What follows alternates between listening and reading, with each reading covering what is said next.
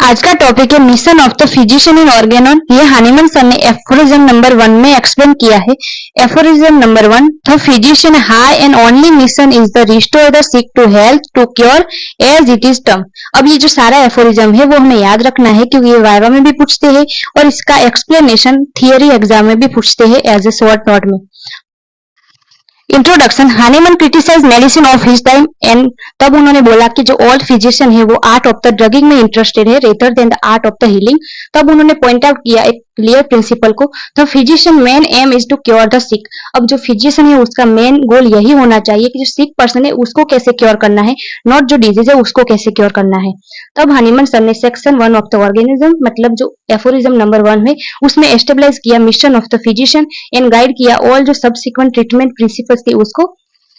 Meaning of the term, first physician skill in the art of the healing, like जो doctor है वो। तो यहाँ पे हानीमन सर ने फिजिशियन को ये बोला है कि आपको कैसे हील करना है उसमें आपको स्किल होनी चाहिए, नॉट जो आपको कैसे ड्रग प्रिस्क्राइब करनी है उसमें।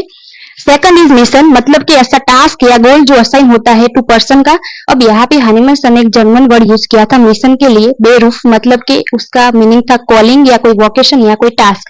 According to JT Kent mission का मीनिंग था whole aim of the homoeopathy is to cure. अब यहाँ पे जो मिशन का होल मीनिंग ही यही होता है कि आपको कैसे होम्योपैथी में क्योर करना है, ये एक फिजिशियन का मिशन होना चाहिए। Physician is not only professional but also humanitarian, devote the relief of the human suffering. तो यहाँ पे फिजिशियन होते हैं वो ओनली प्रोफेशनल ही नहीं होते हैं पर एज अ ह्यूमैनिटेरियन उनका रोल होता है कि जो ह्यूमन सफरिंग है उसको कैसे रिलीफ करना है। अब ट्रू मिशन क्या हुआ कि focus on a healing the person, not showing off the knowledge और गिविंग थियोरिटिकल एक्सप्लेनेशन। मतलब कि ट्रू फिजिशियन होता है वो उनका यही मिशन होना चाहिए कि जो डिजीज है जो पेशेंट को सफर कर रहे हैं उसको कैसे हील करना है, नॉट आप कितने भी एक्सप्लेनेशन दे लो। जैसे कि आपको कोई होम्योपैथी के बारे में बहुत अच्छा पता है पर उसको एज अ क्लिनिकल में कैसे अप्लाई करना है वही नहीं आता है, तो ये आपका ट्रू मिशन नहीं होना चाहिए।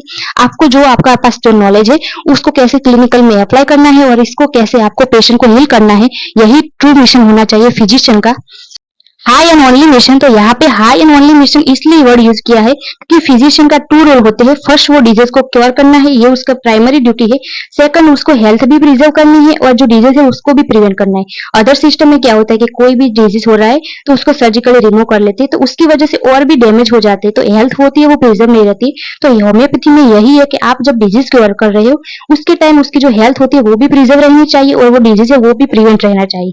तो प्राइमरी फोकस होता है cure the disease completely, restore health and prevent the disease suffering. तो यहाँ पे प्राइमरी फोकस ही हमारा यही होता है वो डिजीज को क्योर करना है कंप्लीटली, उसकी जो हेल्थ होती है उसको रिस्टोर करनी है और जो डिजीज सफरिंग है उसको प्रिवेंट करना है। हेल्थ, यहाँ पे हेल्थ मतलब कि एक बैलेंस स्टेट होता है वाइटल फोर्स का, बॉडी का, माइंड का और सोल का इन हार्मोनियस वे में। अब नॉर्मल फंक्शन होता है ऑर्गन का और सिस्टम का, तब जो पेशेंट होता है वो वेल बीइंग या कंफर्ट और इजी होता है, उसको हम बोलेंगे healthy state. Health is a more than absence of the disease, it is a harmony of the all function. जब हेल्दी पेशेंट होता है तो उसमें डिजीज एब्सेंट होता है और जो ऑल फंक्शन होते हैं वो हार्मोनियस वे में होते हैं।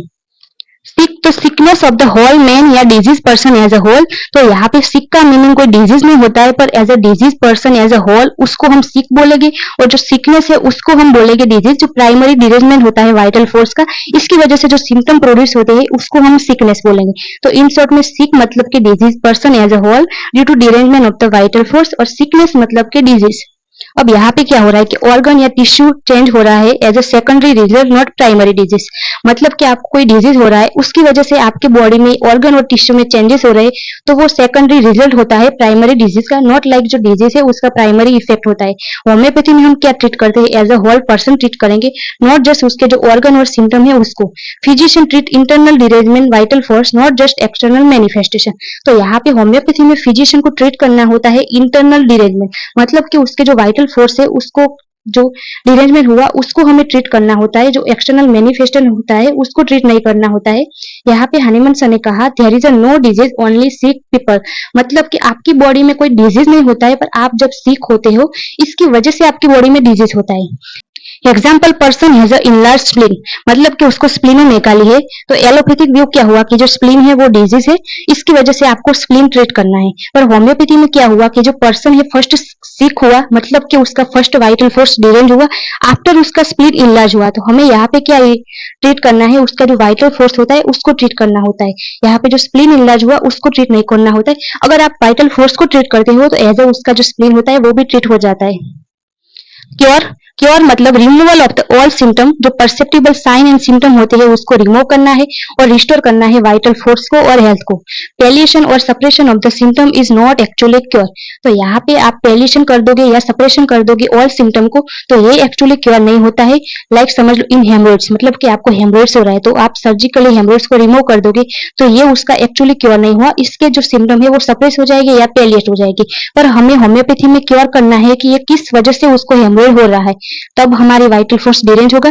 तो फर्स्ट हमें वाइटल फोर्स को क्योर करना है, इसकी वजह से उसका जो कॉज था हेमरोइड का वो भी क्योर हो जाएगा और इसकी वजह से हेमरोइड भी क्योर हो जाएगी। अब यहाँ पे हेरिंग लो होता है क्योर का, वो हमें फॉलो करना होता है। फर्स्ट हमें अबव से डाउनवर्ड सिम्टम क्योर करने होते हैं, फ्रॉम इनसाइड से आउटवर्ड, मतलब कि कोई पेशेंट है वो कोई डिजीज सफर कर रहा है तो उसका जो मेंटल सिम्टम भी ऑल्सो डिरेंज हो रहा है, तो फर्स्ट हमें उसको मेंटल सिम्टम क्योर करने हैं, आफ्टर हमें उसके फिजिकल सिम्टम क्योर करने होते हैं। In reverse order of the appearance, मतलब कि फर्स्ट डिजीज में कौन सा सिम्टम अपीयर हुआ और लास्ट कौन सा अपीयर हुआ। तो हमें फर्स्ट क्या करना है, उसका जो लास्ट में अपीयर हुआ सिम्टम उसको क्योर नहीं करना है होता है, पर फर्स्ट में क्या अपीयर हुआ वो क्योर करना होता है। जैसे कि पेशेंट है उसको स्किन इन्फेक्शन अपीयर हुआ, तो यहाँ पे हमें स्किन इन्फेक्शन क्योर नहीं करना है, हमें क्योर करना है कि कौन सा जो फैक्टर है उसकी वजह से स्किन इन्फेक्शन हुआ। True cure is require inward improvement with disappearance of the external symptom, मतलब कि आप जब क्योर करते हो तो ट्रू क्योर तभी होता है जब आप जो इनवर्ड इंप्रूवमेंट करते हो विथ उसके जो एक्सटर्नल सिम्टम है वो डिसअपियर करते हो। लाइक समझ लो किसी को headache with anxious and mentally exhausted patient है, तो फर्स्ट हमें क्या करना है, उसका हेडेक मतलब कि जो एक्सटर्नल सिम्टम है उसको तो क्योर करना ही करना है, पर उसके साथ जो एंजियस है, जो मेंटली एग्जॉस्टेड पर्सन, मतलब कि जो उसके जो इनवर्ड सिम्टम थे उसको भी क्योर करना है, तभी हमारा जो क्योर है वो ट्रूली क्योर होता है।